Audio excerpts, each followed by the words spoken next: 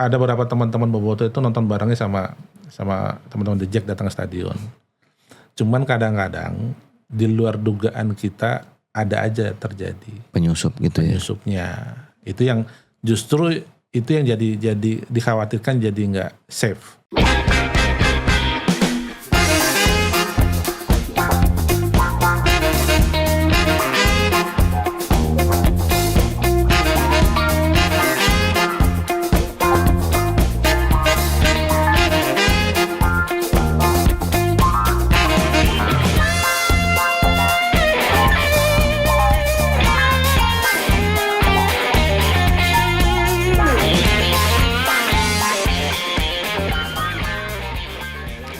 Oke Bang, Persija ini kan punya rekor bagus nih ya, belum pernah kalah lawan Persib di Jakarta. Apakah rekor ini nantinya akan dipatahkan atau tetap bertahan Bang? Kalau kita sih pengennya tetap rekor itu tetap dijaga. Karena kalau itu sebuah martabat lah untuk Jakarta.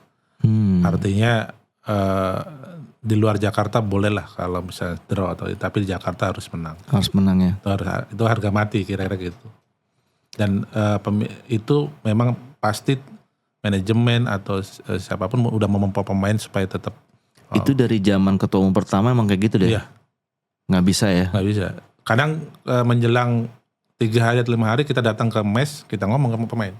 Oh. Jadi gitu. Jadi kita nggak mau ya pokoknya besok kalian harus main full, harus main ngotot dan menang harga mati, nggak ada nilai tawar lagi. Itu hanya ketua umum aja atau sama supporter gitu? Kalau di meeting hanya ketua umum, tapi pada saat latihan supporter udah ada di situ tuh. Udah ada di situ ya. Sama kayak gue main di Persebaya dulu. Gue ketemu gitu. Arema disamperin.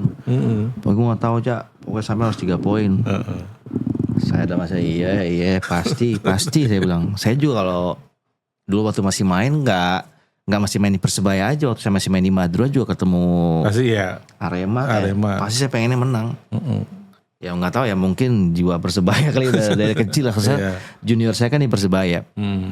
Kemudian nih Bang, kekalahan pertemuan yang pertama itu kan banyak publik yang mulai Persija ini kan kehilangan sosok panutan lah seperti Ismail Sofyan, Bambang Pamungkas dalam menghadapi laga-laga penting dulu. Apakah ini udah gak ada figur lagi Bang selain mereka-mereka ini Bang? Ya kalau sekarang kan BP masih di manajemen ya. Masih manajemen. Artinya BP masih bisa ngontrol pemain-pemain yang ada. Nah tinggal kan tadi pola pelatih ini seperti apa menghadapi Persib. Makanya jangan sampai yang kita khawatirkan kalau misalkan memang pemain ini kalau sanggup 90 menit bagus. Tapi ada juga pemain yang tidak sanggup 90 menit. Cuma 70 menit, 60 menit. Nah ini penggantinya juga harus pas. Secara emosional, secara ini segala macam harus. Itu perlunya kenapa BP masih ditahan di manajemen tuh itu sebenarnya. Tapi sekarang di skuad Persija sendiri Bang, yang menurut Abang ya, yang bisa jadi leader ke depannya ini siapa nih Bang? Kalau sekarang masih ada Rido ya, kayaknya belum kelihatan kalau pemain lokal yang ada di Persija ya. Setelah nanti Bagol mungkin mau pensiun, terus Rido dilanjutkan, setelah Rido belum gitu.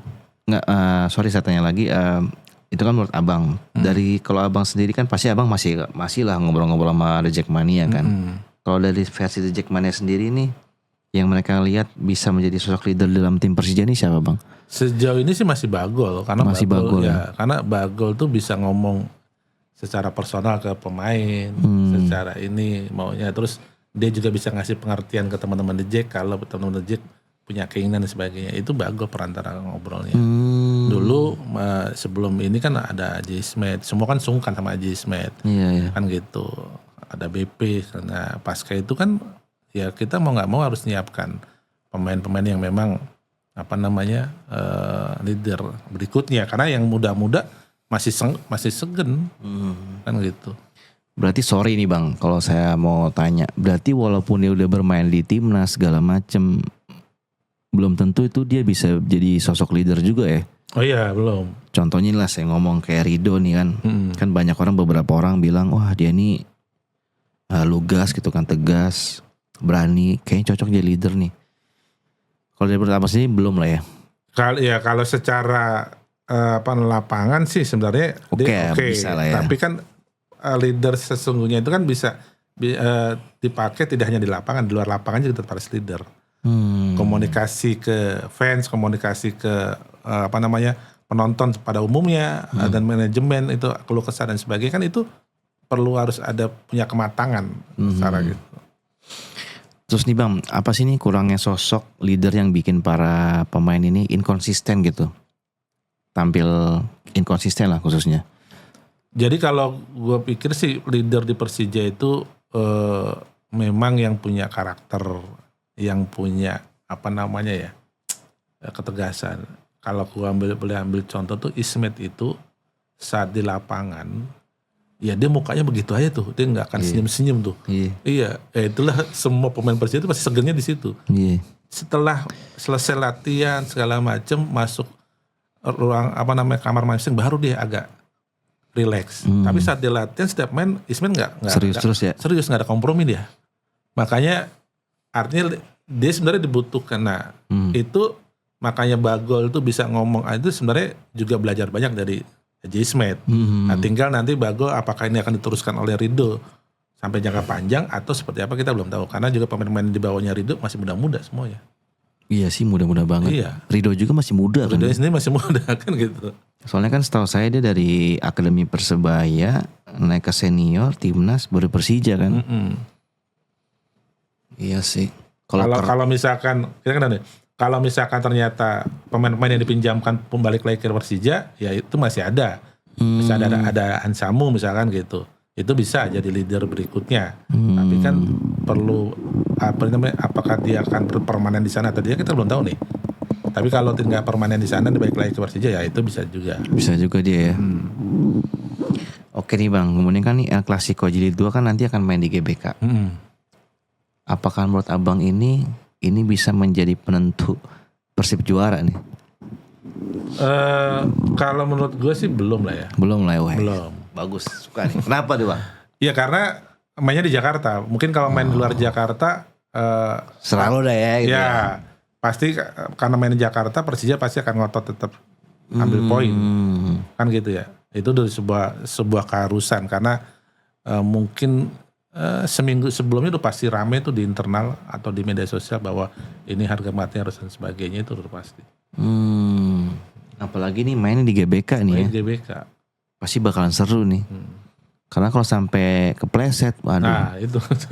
Itu rame sih. Bahaya sih itu. Gitu. Kemudian nih Bang, bicara soal Persib nih yang akan main di Jakarta. Pengalaman saat GBK tuh didatangi puluhan ribu bobotoh saat final Piala Presiden seperti apa waktu itu Bang? Waktu Abang masih jabat pada tuh. saat itu gini, itu Piala Presiden dan kebetulan memang Persija gak ikut. Kan gitu ya. Gue itu justru didatengin dari utusan Kapolri. Oke. Iya, dari pihak keamanan segala macam. Yang rencananya kan tadi waktu itu kan kalau nggak salah tidak main di GBK. Main di GBK? Oh enggak, waktu itu enggak. Main di mana Bang? Waktu itu kalau nggak salah rencananya itu main di Malang kalau nggak salah. Nggak seru banget ya. Ya waktu itu di mana? Nah kira-kira singkat ceritanya bahwa Presiden mau main di Jakarta. Kan gitu ya. Oke. Akhirnya udah.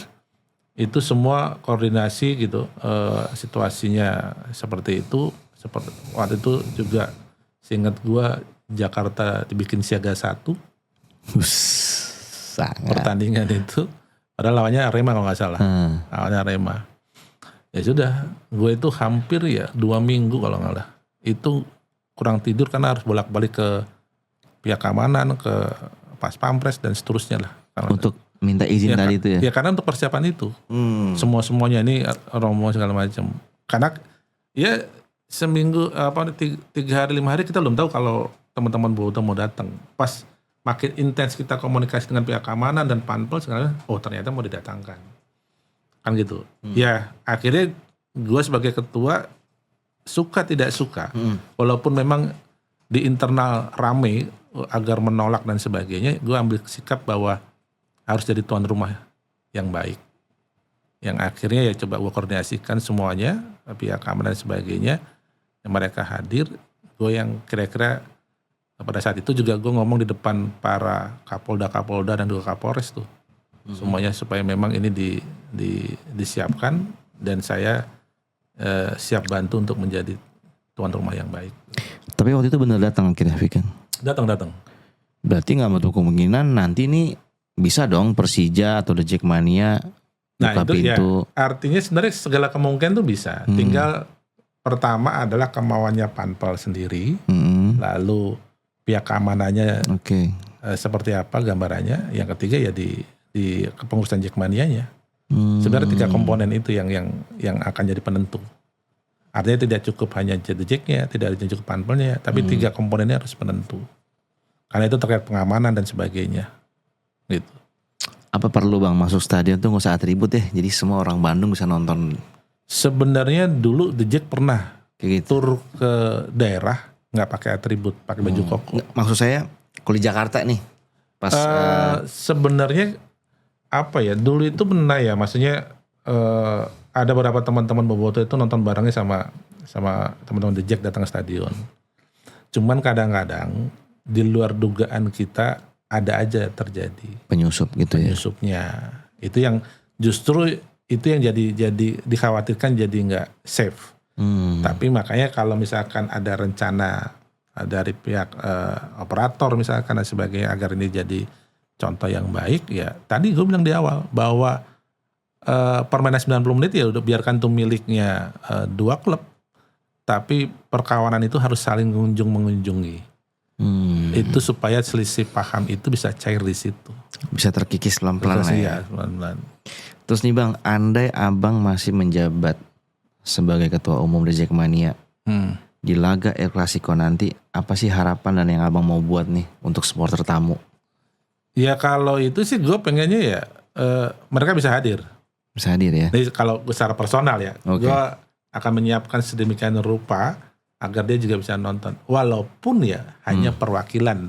Hanya perwakilan misalkan gitu ya. Ketua korlapnya lah ya. Misalkan hanya perwakilan, oke kita kasih kuota 100 orang jadi teman-teman Bobotoh. Udah oke sih itu. Nah itu gimana pun kita sebagai tuan rumah yang baik kita kasih contoh. Persebaya teman-teman bonek bisa, kenapa nggak bisa kira-kira gitu kan. Tapi dengan beberapa kalkulasinya kan gitu. Dengan persiapan yang matang lah ya. Matang gitu. Terus Bang soal supporter yang away nih kan, yang di terapi LIB itu Bang, setuju gak sih lo Bang soal itu?